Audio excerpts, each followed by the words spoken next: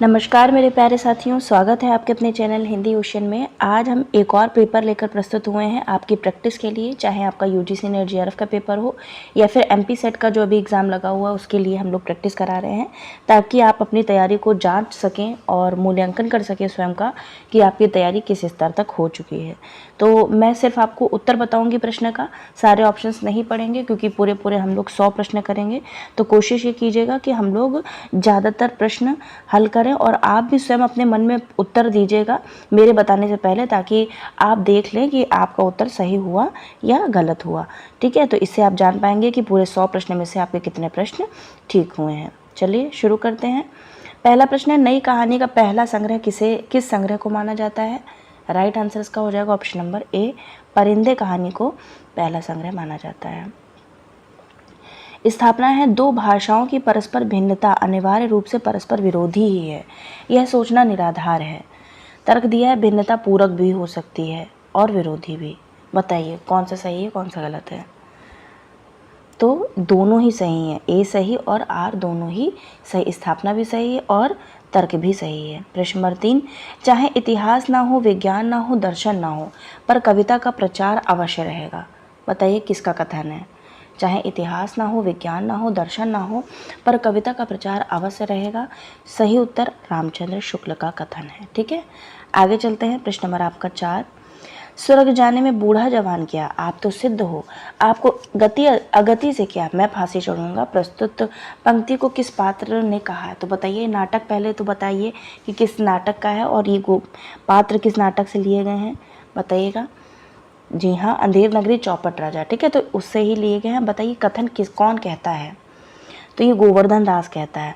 स्वर्ग जाने में बूढ़ा और जवान क्या, वो कहता है, महंत कहता है ना कि मैं तो बूढ़ा हूँ, मुझे जाने दो स्वर्ग। तो वही कहता है कि वो लोग मतलब एक स्वांग रचते हैं राजा के सामने कि इस समय जो फांसी चढ़ेगा वो स्वर्ग को प्राप्ति होगा, बहुत अच्छा मुहूर्त है। तो सब राजा फांसी चढ़ जाता है। तो वही बताया गया है, चौपट राजा, अंधेर नगरी चौपट राजा। तो ये गोवर्धन दास का कथन है। आगे चलते हैं प्रश्न नंबर 5 की ओर। देवरानी जेठानी कहानी का प्रकाशन वर्ष क्या है? बताइए। देवरानी जेठानी कहानी का प्रकाशन वर्ष है 1870। ठीक है, आगे चलते हैं। निम्नलिखित विशेषताओं में कौन सी विशेषता प्राचीन भारतीय आर्य भाषाओं की विशेषता नहीं है? पढ़ लीजिए, मैं समय दे रही हूँ, उसके बाद में आप बताइए इसका उत्तर सही क्या होगा। तो सही नहीं है पूछा गया है। तो इसमें संज्ञा विशेषण सर्वनाम में लगने वाले तद्धित प्रत्ययों की संख्या 10 थी, तो ये आपका असंगत हो जाएगा। प्रश्न नंबर 7, रसायन शब्द से होते होते रासो हो गया है, रासो काव्य के संबंध में ये किसकी उक्ति है? तो ये रामचंद्र शुक्ल की उक्ति है कि रसायन शब्द से होते होते रासो हो गया है। आगे चलते हैं। प्रश्न नंबर 8, कल्पना प्रद्भूत होती है, बताइए किससे प्रद्भूत होती है? सही उत्तर प्रतिभा से। कल्पना प्रतिभा से प्रद्भूत होती है, मतलब उत्पन्न होती है। प्रश्न नंबर 9, भारतेंदु द्वारा संपादित पत्रिका कविवचन सुधा का प्रकाशन वर्ष बताना है। बहुत ही फेमस पत्रिका है। इसका जो कहाँ से निकलती है ये भी पूछ लिया जाता है, इसके संपादक पूछ लिए जाते हैं। अब पूछ लिया गया है इसका प्रकाशन वर्ष, बताइए। तो सही उत्तर इसका हो जाएगा 1868 में इसका प्रकाशन हुआ था, 1868 में। प्रश्न नंबर 10, निम्नलिखित पंक्तियों के रचनाकार तथा सुमेलित करना है आपको। चलिए सुमेलित कर लीजिए। रोया यक्ष कि तुम रोए थे, श्रेय नहीं कुछ मेरा, यह तीसरा आदमी कौन है, मेरी देश की जनता मौन है, चमकते हैं खड़े हथियार उनके दूर तक। सही उत्तर आपको ज्ञात करना है। छोटा कर देती हूँ, चलिए मिलान कर लेते हैं। पहले रोया यक्ष कि तुम रोए थे, कालिदास सच सच बतलाना, रोया यक्ष था या तुम रोए थे? तो नागार्जुन की है। श्रेय नहीं कुछ मेरा, ये आपका अज्ञेय जी का है। यह तीसरा आदमी कौन है? ये तो सभी को पता होना चाहिए, धूमिल की है। और यह तीसरा चमकते हैं खड़े हथियार उनके दूर तक, तो ये हो जाएगा आपका मुक्तिबोध जी का। तो इसके आधार पर ऑप्शन नंबर सी इसका राइट हो जाएगा। आगे चलते हैं। प्रश्न नंबर आपका आता है 11, संस्कृति के 4 अध्याय की प्रस्तावना का यह अंश यदि हम भारत को नहीं समझे तो हमारे भाव, विचार और काम सबके सब अधूरे रह जाएंगे। किसका कथन है बताइए। प्रस्तावना मैंने आपको अभी रिसेंट में बताया भी था, प्रस्तावना और क्या कहते हैं भूमिका, ये दोनों ही अलग अलग लोगों ने लिखी है। प्रस्तावना किसी ने लिखी है और भूमिका किसी ने लिखी है, और दोनों में डॉक्टर राजेंद्र प्रसाद नाम का भी आता है नाम, और जवाहरलाल नेहरू का भी। बताइए। तो जवाहरलाल नेहरू ने प्रस्तावना लिखी है, भूमिका डॉक्टर राजेंद्र प्रसाद ने लिखी है। ठीक है, याद रखिएगा, राजेंद्र प्रसाद ने भूमिका लिखी, इसको आप चाहे तो नोट कर लीजिए, और जवाहरलाल नेहरू ने प्रस्तावना लिखी है। ठीक है, आगे चलते हैं। प्रश्न नंबर आपका आता है, तो इसका जो राइट आंसर है मैंने बता दिया ना माफ कीजिएगा, जवाहरलाल नेहरू इसका सही उत्तर हो जाएगा। प्रश्न नंबर 12 की ओर बढ़ते हैं। बाल मुकुंद गुप्त का लिखा हुआ निबंध बंग विच्छेद किस पत्रिका में प्रकाशित हुआ था? बताइए। बाल मुकुंद गुप्त का लिखा हुआ निबंध बंग विच्छेद किस पत्रिका में प्रकाशित हुआ था? सही उत्तर इसका हो जाएगा भारत मित्र में। आगे चलते हैं। हमजोली किस नाटक की पात्र हैं? बताइए। अगर नाटक आपने पढ़े होंगे सारे सिलेबस के अनुसार तो आप इसका आंसर दे लेंगे बड़ी ही आसानी से। तो आगरा बाजार, ऑप्शन नंबर सी इसका राइट हो जाएगा। हमजोली किसकी पात्र हैं? आगरा बाजार। आगे चलते हैं। प्रश्न नंबर 14। बड़े जीवन वाले हो बापू, दुर्बल पतले हो, बड़ी हिम्मत दिखाई है, तुमसे डरकर ही वे पठान डिब्बे से निकल गए। प्रस्तुत पंक्तियों की किस कहानी की है? बताइए। पठान की कहानी। तो अमृतसर आ गया, ऑप्शन नंबर सी इसका राइट हो जाएगा। आगे चलते हैं। प्रश्न नंबर 15। खेल तमाशे की चीज़ों से भोले भाले आदमियों का जी ललचाता है, वह सौदागर की दुकान को अपने घर ले जाना चाहते हैं, परंतु बुद्धिमान अपनी जरूरी चीज़ों के सिवाय किसी पर दिल नहीं दौड़ाते। किस पात्र की उक्ति है? बताइए। मुंशी चुन्नीलाल, लाला ब्रजकिशोर, लाला मदन मोहन या डॉक्टर शंभुदयाल, मास्टर शंभुदयाल? तो इसका जो राइट आंसर हो जाएगा वो हो जाएगा ऑप्शन नंबर बी, लाला ब्रजकिशोर कहते हैं, जो कि दोस्त होते हैं लाला मदन मोहन के, और ये सच्चे मित्र होते हैं इनके। आगे चलते हैं। प्रश्न नंबर 16। पाली शब्द की उत्पत्ति किस शब्द से नहीं मानी जाती? पंक्ति, पालित, पल्ली, पाटिल, पाटली। बताइए। इसका एक क्रम भी है, आपने पढ़ा भी होगा क्रम। तो सही उत्तर हो जाएगा पालित से नहीं मानी, पंक्ति से भी है, पल्ली से भी है, पाटिल से भी है, इसका एक क्रम है, लेकिन जो पालित शब्द है इससे उत्पत्ति नहीं की गई है। प्रश्न नंबर 17 की ओर बढ़ते हैं। एक गुनी ने यह गुण कीना, हरियल पिंजरे में दे दीना, देखा जादूगर का हाल, डाले हरा निकाले लाल। किस काव्य के रूप में संबंधित पंक्तियां हैं? मुकरी है, पहेली है, दोहा है, सोरठा है? तो सभी को पता है पहेली है, और इसका आंसर क्या होगा? पान हो जाएगा इसका आंसर। प्रश्न नंबर 18। वर्ड्सवर्थ ने किसे अधिक स्थायी और दार्शनिक भाषा कहा है? बताइए। इन्हें ग्रामीणों की भाषा, बोलचाल की भाषा बोला ना, काव्य का जो भाषा होनी चाहिए वो बोलचाल की भाषा होनी चाहिए। तो बताइए वर्ड्सवर्थ ने किसे इस अधिक स्थायी और दार्शनिक भाषा कहा है? तो इसका जो राइट आंसर हो जाएगा वो हो जाएगा ग्रामीण भाषा को, ऑप्शन नंबर डी। आगे चलते हैं। भारतेंदु युग में जन चेतना पुनर्जागरण की भावना से अनुप्राणित थी, यह कथन किस आलोचक का है? भारतेंदु युग में जन चेतना पुनर्जागरण की भावना से अनुप्राणित थी, सही उत्तर इसका हो जाएगा ऑप्शन नंबर ए, नगेंद्र का ये कथन है। आगे चलते हैं। प्रश्न नंबर 20। प्रिय प्रवास के लिए हरिऔध ने कौन सा नाम पहले रखा था? तो प्रिय प्रवास का पहले नाम आपने पढ़ा होगा, सही उत्तर ब्रजांगना विलाप हो जाएगा। आगे चलते हैं। शरीर रहने तक मनुष्य को क्या क्या सहना पड़ता है? शरीर छूटा कि सारे दुख दर्द चिंताएं व्यथाएं शोक संताप विलुप्त। क्या भूलूं क्या याद करूं का यह कथन किसका है? बताइए। नायब साहब का, बाबा भोलानाथ का, श्यामा का, या फिर लेखक का? सही उत्तर इसका हो जाएगा ऑप्शन नंबर डी, स्वयं लेखक हरिवंश राय बच्चन कहते हैं शरीर रहने तक मनुष्य को क्या क्या सहना पड़ता है? शरीर छूटा कि सारे दुख चिंताएं व्यथाएं शोक संताप विलुप्त हो जाते हैं। प्रश्न नंबर 22। नाखून क्यों बढ़ते हैं शीर्षक निबंध आचार्य द्विवेदी ने किसकी जिज्ञासा की पूर्ति के लिए लिखा था? तो पुत्री की जिज्ञासा की पूर्ति के लिए लिखा था। आपने पढ़ा होगा, तो ये उन्होंने शुरुआत में ही बताया कि मेरी पुत्री ने मेरे से सवाल पूछा। ठीक है, इसलिए कहते हैं मूल टेक्स्ट को पढ़ाया जा रहा है। आप अगर चैनल से जुड़ते हैं हिंदी ओशन से तो आपके सारे मूल टेक्स्ट को एक एक शब्द के साथ में पढ़ा दिया जाएगा, आपको पता भी नहीं चलेगा। अभी हम लोग इस समय रिसेंट में माटी की मूर्तें पढ़ रहे हैं। इससे पहले हम लोगों ने क्या भूलूं क्या याद करूं एक अमूल्य कृति पढ़कर ख़त्म करी है। अब जब माटी की मूर्ति हो जाएगा उसके बाद भी हम लोग एक उपन्यास उठा लेंगे, चाहे वो गोदान हो चाहे वो आपका बंटी हो। जल्दी हम लोग सारे मतलब यूनिट जो आपकी 5 लगी हुई है उपन्यास, 6 लगी हुई उपन्यास, और जो यूनिट 10 है, दोनों ही बड़ी यूनिट्स आती हैं, क्योंकि नाटक भी पढ़ लेते हैं आप, कहानी तो पढ़ ही लेते हैं, निबंध भी पढ़ लेते हैं, लेकिन ये दोनों यूनिट की रचनाएं थोड़ी सी लंबी होती हैं।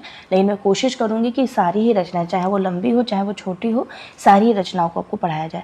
आप प्लेलिस्ट देखेंगे ना जाके तो सारे आपको वीडियो सीरियल से मिल जाएंगे। प्रश्न नंबर 23, रचना काल के अनुसार प्रसाद के नाटकों का सही अनुक्रम लगाना है। बहुत ही आसान प्रश्न है, लगा दीजिए अनुक्रम से नाटक सारे।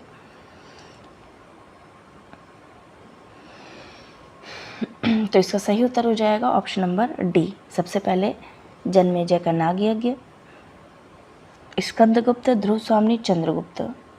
नहीं, ये थोड़ा सा गलत है। जन्मेजय का नाग यज्ञ पहले आएगा, फिर स्कंदगुप्त, फिर चंद्रगुप्त, फिर ध्रुव स्वामिनी। ठीक है, क्योंकि स्कंदगुप्त आया था 1927 में, ध्रुव स्वामिनी तो 1933 में है, तो ये तो सबसे लास्ट में आ जाएगा। ठीक है, तो इसके आधार पर ऑप्शन नंबर ए सही हो जाएगा। आगे चलते हैं। प्रश्न नंबर आपका आता है 24, नवल किशोर किस कहानी का पात्र है? बताइए, आसान प्रश्न है। ऑप्शन नंबर डी सही हो जाएगा, दुलाई वाली में ये पात्र आए हैं। प्रश्न नंबर 25, प्रेमचंद के किस उपन्यास को प्रकाशित हुए 100 वर्ष पूरे हो रहे हैं? बताइए, किस उपन्यास को 100 वर्ष पूरे हो रहे हैं? सही उत्तर इसका हो जाएगा सेवा सदन को, 1918 में आया था ये। आगे चलते हैं। प्रश्न नंबर आपका आता है 26, पाली शब्द का प्रयोग पहली बार किसने किया था? आचार्य बुद्ध घोष ने, मगध सम्राट अशोक ने, मैक्स मूलर ने, या फिर महाराज कुमार महेंद्र ने? पाली शब्द का प्रयोग पहली बार किसने किया था?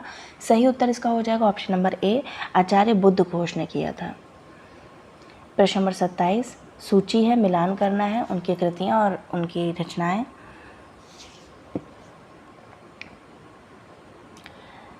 तो चलिए इसको छोटा कर देती हूँ शुरुआत में। सबसे पहले मतीराम का नाम है, मतीराम की रचना का नाम है व्रत कौमुदी। फिर वृंद की है सतसई, देव कवि की है प्रेम तरंग, और चिंतामणि की है श्रृंगार मंजरी। ठीक है, तो मतीराम की व्रत कौमुदी हो गई, वृंद की सतसई है, देव की प्रेम तरंग है, चिंतामणि की श्रृंगार मंजरी है। आगे चलते हैं, तो ऑप्शन नंबर इसका ए सही हो जाएगा। इलियट ने वस्तुनिष्ठ समीकरण का उल्लेख किया है, किसमें किया है वस्तुनिष्ठ समीकरण का उल्लेख? सही उत्तर इसका हो जाएगा option number A, the sacred would में। कब आई थी ये? 1920 में आई थी, इलियट की रचना है। आगे चलते हैं। फोर्ट विलियम कॉलेज कलकत्ता के भाषा मुंशी थे। बताइए कौन थे? फोर्ट विलियम कॉलेज कलकत्ता के भाषा मुंशी का नाम बताना है। सही उत्तर इसका हो जाएगा सदल मिश्र थे। ठीक है, सारे ही फोर्ट विलियम कॉलेज जो कि सन 1800 में इसकी स्थापना हुई थी, सदल मिश्र कलकत्ता के भाषा मुंशी थे।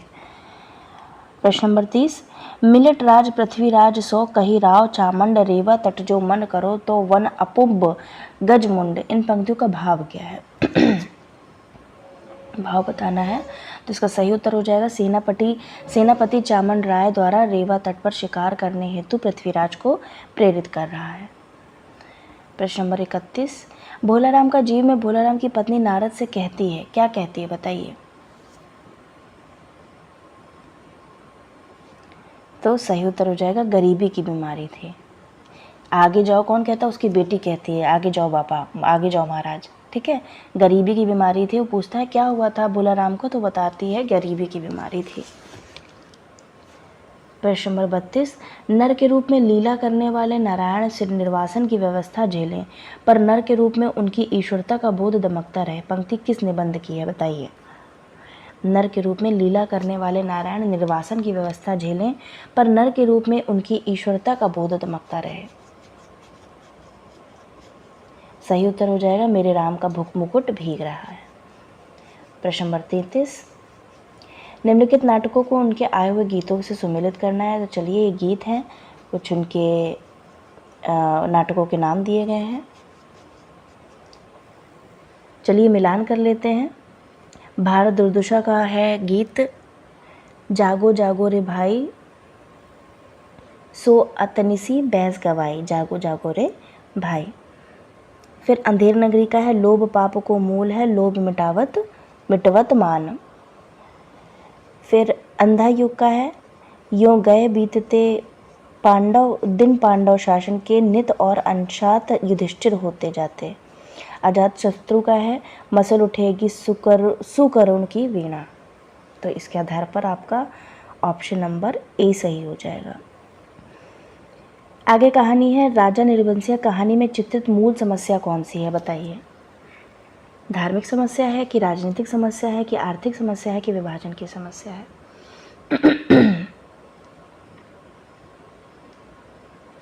तो इसका सही उत्तर हो जाएगा आर्थिक समस्या है। तभी तो उसका इलाज वो करवाती है ना। जगपति और चंदा दो किरदार हैं इसमें।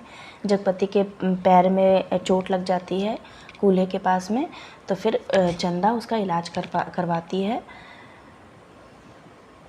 एक कंपाउंडर के साथ में मिलकर के। ठीक है। राग दरबारी उपन्यास को किस वर्ष साहित्य अकादमी पुरस्कार से पुरस्कृत किया गया था बताइए। पहले बात तो कब आया था ये तो आपको पता ही होगा, उसके बाद वर्ष बताइए कि कौन से वर्ष में इनको साहित्य अकादमी से पुरस्कृत किया गया था राग दरबारी को। तो 1969 में 1969 में ही इसको साहित्य अकादमी पुरस्कार से नवाजा भी गया था और ये कृति भी 1969 में आई थी। आगे चलते हैं प्रश्न नंबर 36। अपभ्रंश की निम्नलिखित शाखाओं को उनके बोलने वाले प्रदेशों के साथ में सम्मिलित करना है। तो चलिए मिलान कर लेते हैं।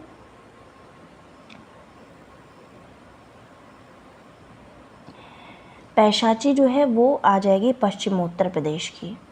शौरसेनी मथुरा और उसके आसपास के प्रदेश में बोली जाती है। मागधी मगध और उसके पूर्वीय प्रदेश में बोली जाती है। अर्धमागधी अवध और काशी जनपद में बोली जाती है। तो इसके आधार पर आपका ऑप्शन नंबर सी सही हो जाएगा। आगे चलते हैं प्रश्न नंबर आपका 37। निम्नलिखित रचनाओं का प्रकाशन काल की दृष्टि से सही अनुक्रम लगाइए। चलिए अनुक्रम वाला प्रश्न आ गया है और सारी ही अयोध्या प्रसाद हरिऔध की रचनाएं हैं। तो सही उत्तर हो जाएगा सबसे पहले प्रिय प्रवास आई, फिर पद्य प्रसून आई, चोखे चौबदे, चुबदे चौबदे, फिर वैदेही वनवास। प्रश्न नंबर 38। काव्य बिंब का उद्देश्य नहीं है। काव्य बिंब का उद्देश्य नहीं है बताना है क्या नहीं है। तो कवि दृष्टि को स्पष्ट करना काव्य बिंब का उद्देश्य नहीं है। प्रश्न नंबर 39। गांधीवाद का प्रमुख स्तंभ है। तो गांधीवाद का प्रमुख स्तंभ क्या है बताइए। अहिंसा, सभी को पता होगा।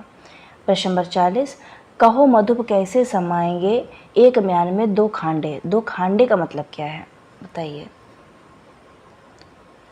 भ्रमर गीत से है, मतलब वो पूछती है कि एक ही म्यान में, हमारे पास तो एक ही म्यान है कृष्ण रूपी, तो उसमें निर्गुण और सगुण की, मैंने तो आंसर ही बता दिया, खैर कैसे आ पाएंगी दोनों विचारधाराएं, या तो निर्गुण आ पाएगा या फिर सगुण आ पाएगा। प्रश्न नंबर 41। यह उपशीर्षक मूर्धन्य आत्मता के अंतर्गत नहीं आता। अकाल में अंधविश्वास, चले बुद्ध की राह, आजमगढ़ की फाका कशी, दलित समाज की यंत्रणा। अब बताइए कौन सा नहीं आता है। तो इसका सही उत्तर हो जाएगा डी, दलित समाज की यंत्रणा। ये सारे ही मूर्धन्य आत्मकथा के अंतर्गत आते हैं। कवि जी उपनाम से हिंदी का कौन निबंधकार व्याख्याता है। कवि जी के उपनाम से बताइए। सही उत्तर हो जाएगा विवेकी राय। प्रश्न नंबर 43। क्योंकि उनके पास शक्ति थी, व्यवस्था उनकी पीठ थपथपाती। याद है जब तुमने विरोध की भाषा अपनाई, सत्ता ने तुम्हारे अस्तित्व पर तीव्र हमला किया, कभी प्रलोभन देकर, कभी आतंक जमाकर। प्रस्तुत पंक्तियां किस नाटक की हैं बताइए। तो ये नाटक है और कोई नहीं, एक और द्रोणाचार्य। यदु बोलता है। प्रश्न नंबर 44। निम्नलिखित कहानियों को उनके केंद्रीय विचारों के साथ में सम्मिलित करना है। चलिए सम्मिलित कर लीजिए।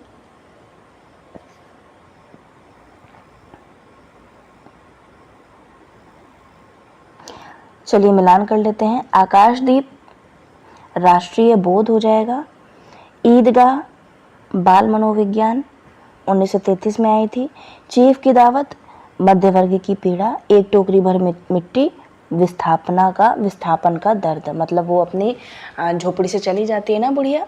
आपने सारी कहानियाँ पढ़ी होंगी, ऐसी आशा रखती हूँ, इसी वजह से आप इस क्वेश्चन को हल कर पाए हैं। प्रश्न नंबर 45, तो इसके आधार पर आपका कौन सा उत्तर सही हो जाएगा? ऑप्शन नंबर बी सही हो जाएगा, मिलान करके देख लीजिएगा। प्रश्न नंबर आपका आगे आते हैं, प्रश्न नंबर 44 के बाद 45। धरती धन्ना अपना उपन्यास में भारत के किस प्रदेश का चित्रण हुआ है? सही उत्तर बताना है आपको। तो पंजाब का चित्रण हुआ है, ऑप्शन नंबर सी इसका राइट हो जाएगा। 46, नेपाली भाषा की लिपि कौन सी है? बताइए। नेपाली भाषा की लिपि कौन सी है? तो देवनागरी ही है, याद रखिएगा, और कोई नहीं। नेपाली भाषा की लिपि भी देवनागरी है। प्रश्न नंबर 47, छायावाद को खड़ी बोली कविता के संतप्त वातावरण में मलयानिल की एक शीतल सुगंधित सांस किसने कहा है?